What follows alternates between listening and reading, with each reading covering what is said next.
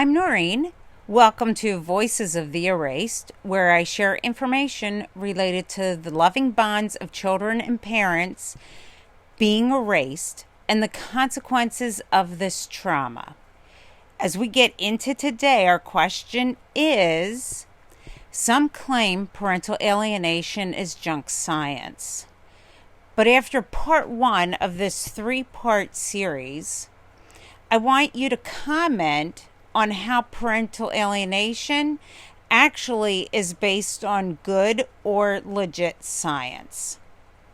So we're looking today, like I said, part one of three, looking at chapter 3 of Jennifer Jill Harmon and Zena Biringen's, pardon for messing that up, I'm sure, from their book, Parents Acting Badly: How Institutions and Societies Promote the Alienation of Children from Their Loving Families.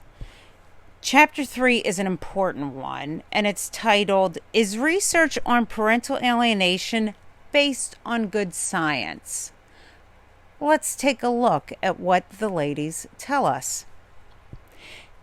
Janet Johnston has argued that there has been little sound empirical research on parental alienation, and this has impacted the acceptability of the term in scientific and clinical communities. For some time, Gardner's name was synonymous with the parental alienation syndrome, or PAS, term, and when he fell from grace because of his outspokenness and disbelief about sexual abuse allegations, the term itself also fell into disfavor and stunted research advancement on this topic. Many eloquent legal scholars and researchers of human development have debunked and been critical of parental alienation being a syndrome, and some have even claimed it's been based on this junk science. In fact, we heard this sentiment quite a lot in our interviews and meetings with law enforcement, legal professionals, and many researchers. They believe that parental alienation is not based on good science, so therefore it must not exist. But what is good science? The answer to this question is very important if parental alienation is ever to be considered a legitimate phenomenon. The scientific method is an approach to answering questions that is conducted by making observations and running experiments in an objective manner. There are three basic types of questions that scientific researchers will ask. They're descriptive, explanatory, and predictive. So, let's take a look at descriptive studies. These studies address questions about the general nature of the problem. How common is it? How frequently do scientific behaviors take place? Essentially, this kind of research is meant to answer questions about what is this? As we noted earlier, most research on parental alienation to date has been primarily descriptive, which is a necessary first step to begin the documentation of a phenomenon's existence. Indeed, we argue that because of the controversies around whether parental alienation exists at all, researchers have had to spend a considerable amount of time trying to demonstrate its very existence.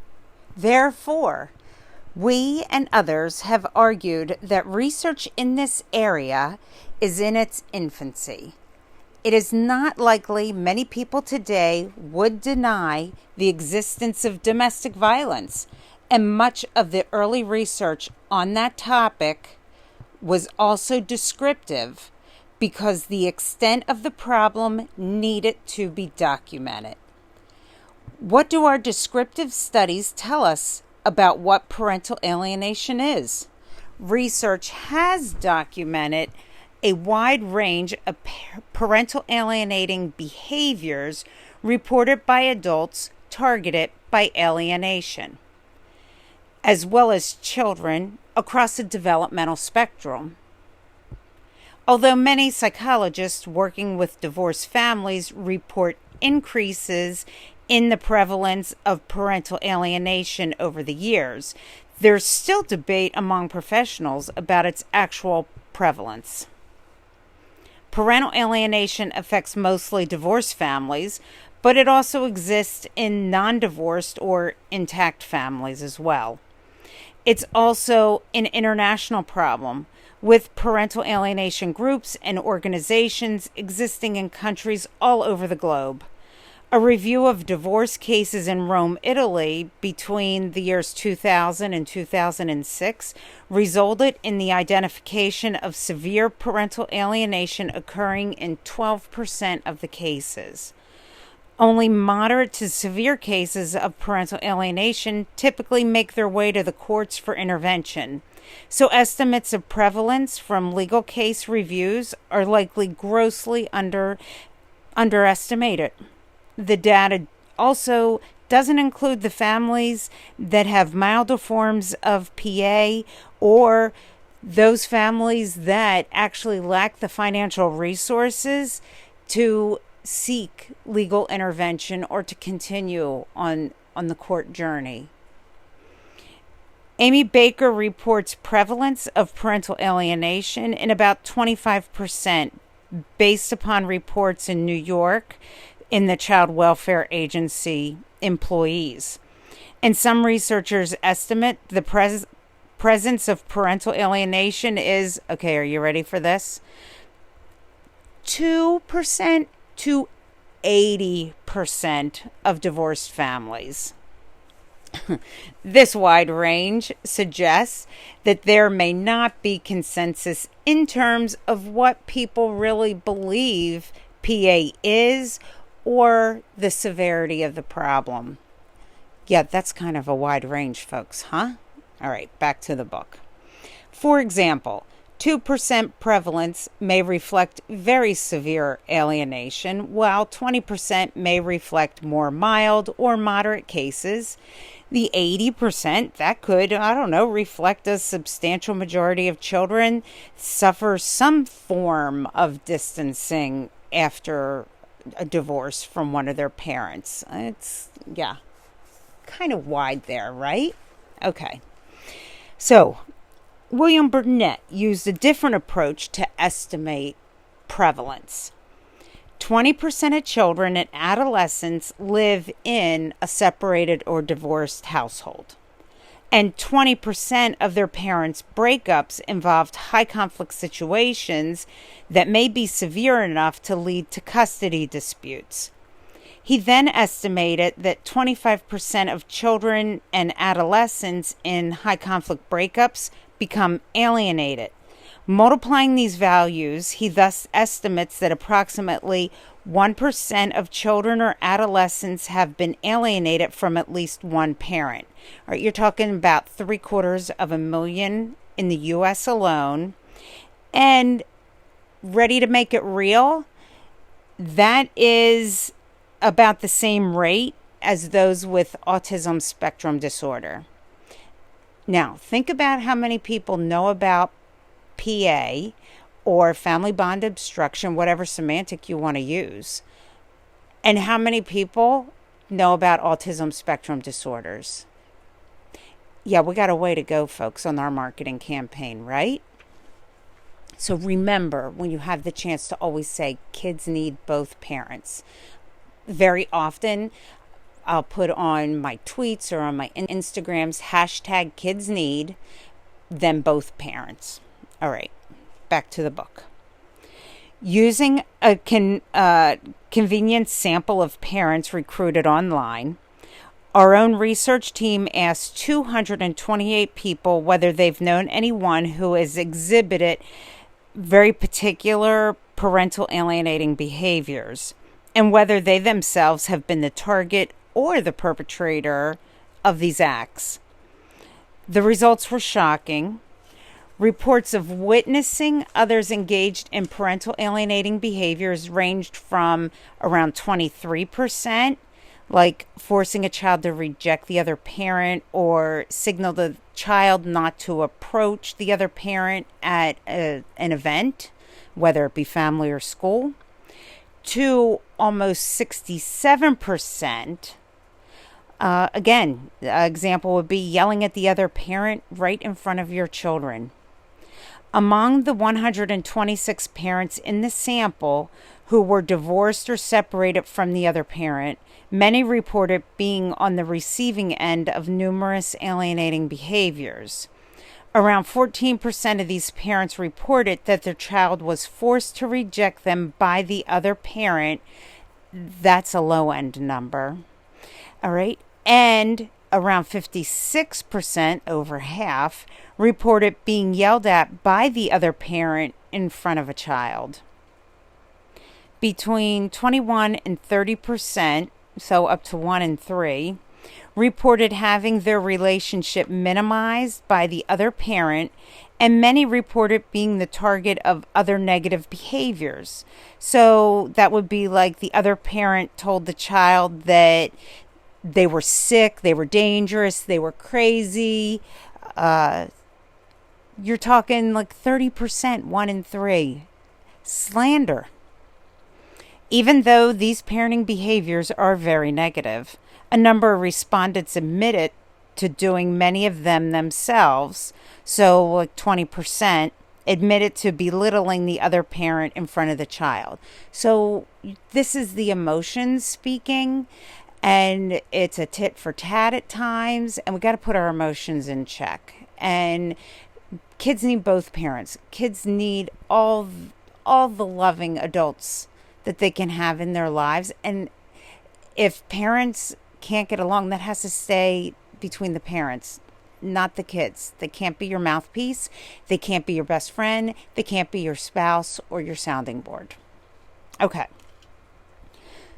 We have recently partnered with Dr. Sadie Leader, Elder, of High Point University's Survey Research Center to complete the first known poll about parental alienation prevalence among a representative sample of North Carolina adults.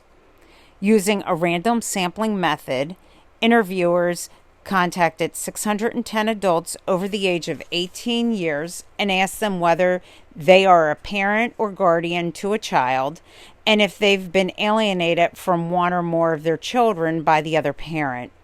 We found that 13% of the parents in the poll reported being the targets of parental alienation, which was 9% of the entire adult sample. Okay, now you want to know where this 22 million number comes from? Listen up.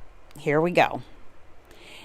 Extended to reflect prevalence in the U.S. general population, which is approximately 245,201,076 adults over the age of 18, there are over 22 million adults in the U.S. alone who are currently being alienated from their children.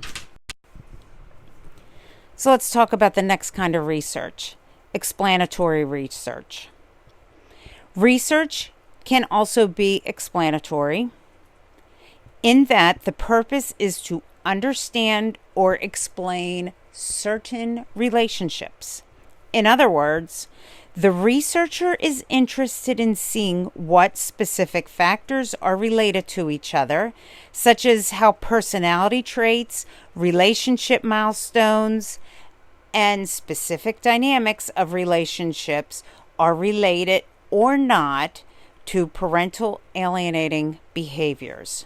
For example, a researcher might conduct a survey of adult children from divorced families and ask about the alienating behaviors of their parents. They may also measure their current psychological well-being and examine whether past experience with alienation is related to their current psychological health. Likewise, the researcher might be interested in whether certain personality disorders predict the likelihood of a child. This type of question starts to get at the why of the problem. We will review explanatory research on PA throughout the course of this book, so we're not going to present research findings in details here in this chapter. Now, our third type of research, discussed here in Chapter 3 of the book Parents Acting Badly, is predictive research. Finally, predictive questions move beyond the why to understand the precise relationships between certain factors. For example, explanatory research may show that narcissism is related to parental alienating behaviors. To what extent? Predictive research would examine, with very reliable measures, what specific levels of narcissism are associated with different levels of parental alienation or severity of child or family outcomes. In other words, the purpose of these types of research questions are to get at not just the why things are happening, but how exactly different factors influence each other. So far, because there has not been a lot of research yet on PA, we could not find many studies that ask predictive research questions. But remember, as stated earlier, this is in its infancy, and there are many more people looking at this, researching this, and it is a body of information that's going to grow and quite rapidly over the next generation. All right. The primary goal of all of these three research question types is to generate theories, which are explanations about what PA is, what causes it, and what outcomes it produces. So this concludes part 1 of a 3-part series on Chapter 3 from Parents Acting Badly, How Institutions and Societies Promote the Alienation of Children from Their Loving Families. Your question again from the beginning is, some claim parental alienation is junk science. After part 1, comment on how parental alienation is actually from good or legitimate science. All right. See you soon.